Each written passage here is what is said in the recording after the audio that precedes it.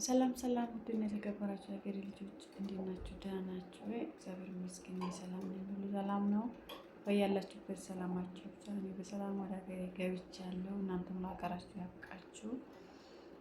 እስቲ መንገድ ላይ ኬንያ ላይ ምን እንደገጠመኝ እንዴት እንደሆነ አስረዳችኋለሁ። ቪዲዮውን እስከ መጨረሻ ሰብስክራይብ አድርጉ። ቤተሰብ ያልሆናችሁ ቤተሰብ ነው፣ ላይክ አድርጉ፣ ከቻላችሁ ሼር አድርጉልኝ። እንግዲህ እስቲ ዩቲዩብ ቢያድግልኝ ደስ ይለኛል።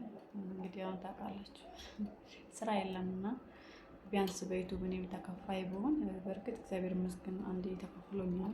ትንሽም ቢሆን አይቻለሁ እንደሚከፍል አውቃለሁ። ስለዚህ ዩቲዩብ ይከፍል እንዲከፍለኝ ደግሞ ቪዲዮዬን ሼር አድርጉልኝ፣ እስከ መጨረሻ ይውልኝ እላቸዋለሁ። እና እንዴት ነው የምንገጠመኝ ኬንያ ላይ የምለውን ላስረዳችሁ። እኔም እንዴት ነበር በኢትዮጵያ በ28 4 ሰዓት ነበር በረራ የሆነው ማለት ነው።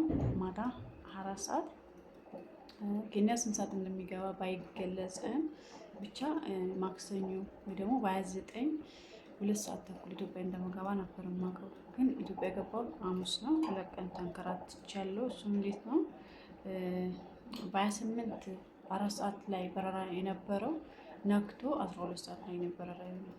አየሩ ጥሩ አይደለም ተብሎ ማለት ነው። እንደዛ ሲሆን ኬንያ ስንደርስ ኬንያ ማክሰኞ ለካ በረራ የለም እና የጠዋቱ ደግሞ አምልጧል።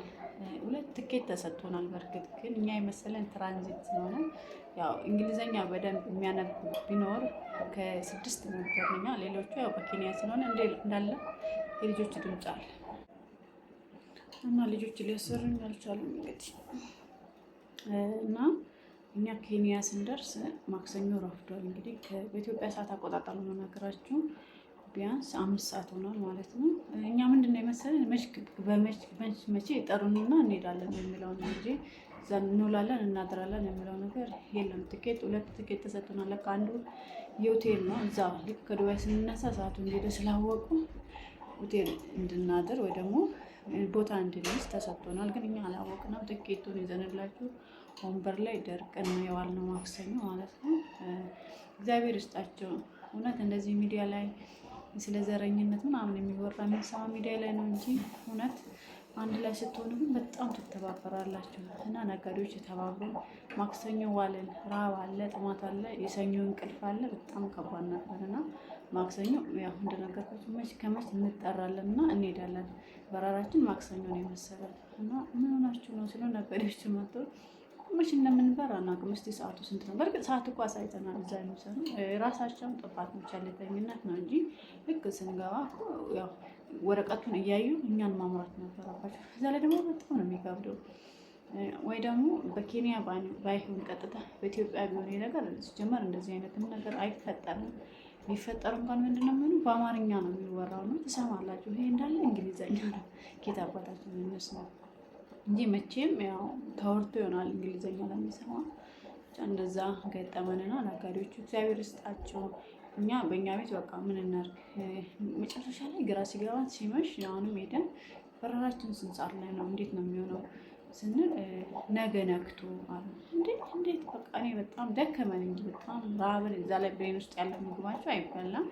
እንዲሁም በአውሮፕላን በኢትዮጵያ አየር መንገድ ስትሄዱ ያለው ምግብ ይሻላል እና በጭራሽ በቃ የማይታወቅ የስኳር ድንች ነገር 2 ስኮርስ ወደ ቁርጠት ለሞት እና ራብ አለ፣ እንቅልፍ አለ፣ የውሃ ጥማት አለ። ተንኮሉ ደግሞ አውራስ እንዴት እንደሚጠማ ብቻ እግዚአብሔር ይመስገን። ነጋዴዎች ተባብሩን፣ ሀበሾች ዜጎቻችን፣ የሀገራችን ልጆች ተባብሩን። እንደምንም ሆቴሉ ራሱ ደግሞ ሄዶ ለመያዝ እዛ ቦታ ደግሞ ለመድረስ ራሱ ያለው ፕሮሰስ መከራ ቀላል እንዳይመስላችሁ። እኔ እንደውም እዛ ውስጥ ነበር የመሰለኝ። ግን አሻራ ሰጣችሁ ተሰልፋችሁ በእጃችሁ ደግሞ የያዛችሁት እቃ ደግሞ ጣሉ ነው ጌታን። እዛ ላይ ደግሞ የሚጣሉ እቃ ይኖራል። ፍተሻ አለ፣ ፊርሙዝ ወይ ቀረጣል እዛ ኬንያ ማለት ነው።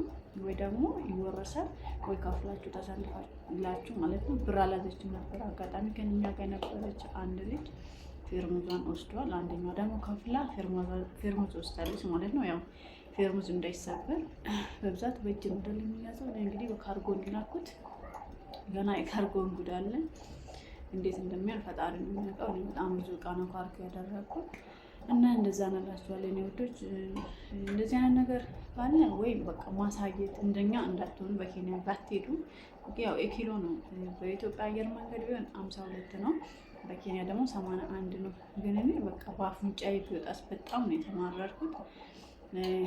መቼ ነው ማክሰኞ ማታ ሮብ ደስ ብሎን ይዋል ማለት ለመናገር። እንዲሁም በጣም ቸልተኛ ናቸው ደግሞ እዛ ውስጥ አየር መንገድ ውስጥ የሚያስተናግዱ ሆቴል ላይ ያሉ ሰዎች ግን በጣም ስነስርዓት አላቸው። ሮብ ግን ደስ የሚለው ነው የሚያሳልፍ ነው። አረፈን። ከዛ ቁርሳችን ወርደን ቢፌ ነው ምሳችንም ገና ነው። ብቻ ደስ የሚል ጊዜ አሳልፈናል ኬንያ ላይ ማለት ነው። እዛ ሮብ ማታ ወደ 11 ሰዓት በረራ ነበር። ወደ 9 ሰዓት ከምሽት ከሌሊቱ ወደ 9 ሰዓት ኢትዮጵያ ገባን። እግዚአብሔር ይመስገን። ብቻ ቀጥታ ብትሄዱ ይሻላል።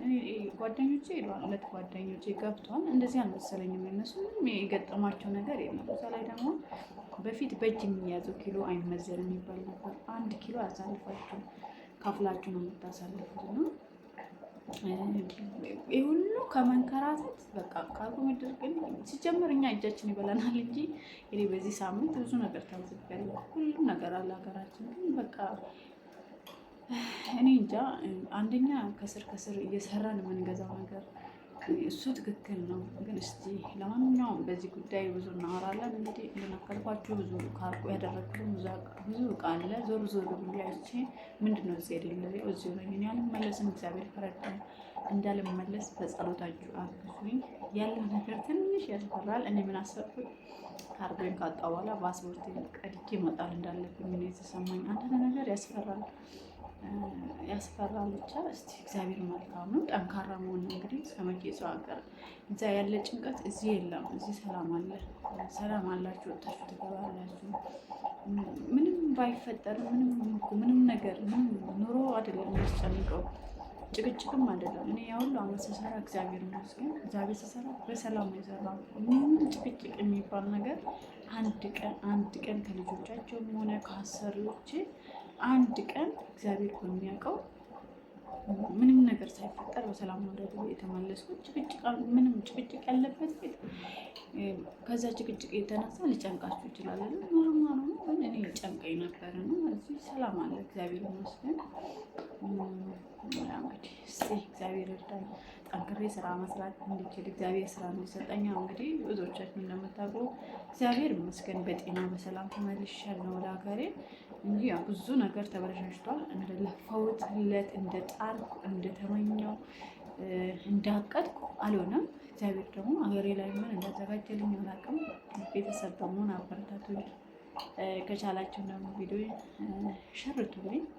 እስቲ እንግዲህ እግዚአብሔር ረዳኝ። እግዚአብሔር መልካም ነው። እኛ በቃ ባልነው ነገር ሁሌም እግዚአብሔር ይጀምራልና እኛ ተስፋ በቆረጥነው ነገር የሚለመልም ነገር አለና በሱ መንገድ እግዚአብሔር መልካም ነው። ፈጣሪ መቼም ተስፋ አንቆርጥም።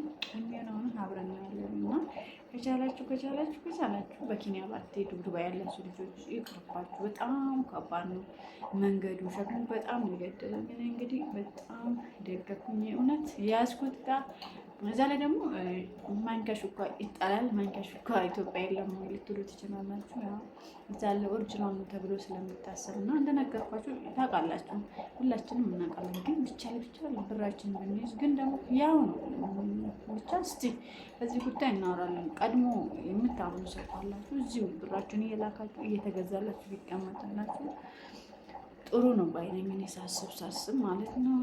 ሀገሬ ልጆች ስለተከታተላችሁ አመሰግናለሁ። ያላችሁበት ሰላማችሁ ይብዛ። እስቲ እንግዲህ ካርጎኑ እንግዲህ ቤት ዋዳ ያለ ነው። አንዱ 50 ሺህ ተቀረጥኩኝ፣ 60 ሺህ ተቀረጥኩኝ ሲሉኝ እዛ ወይኔ ሰላምዬ እያልኩ ነበር። እኔ ኬት እንደመጣ እራሱ አላውቅም። ወደ 230 ኪሎ ነው ካርጎ የደረግኩት። እንግዲህ እስቲ ፈጣሪ ይርዳኝ። እስቲ ብዙም ተመሳሳይ እቃ የለብኝም። እስቲ የሚሆነውን እንግዲህ እናያለን። ለሁሉ ነገር ተጨንቀን አስበን አንችልም። እዛ ጋ ወጥ እየሰራ እንግዲህ ኢትዮጵያ ነው እንዲህ ነው። ሰላም ነው።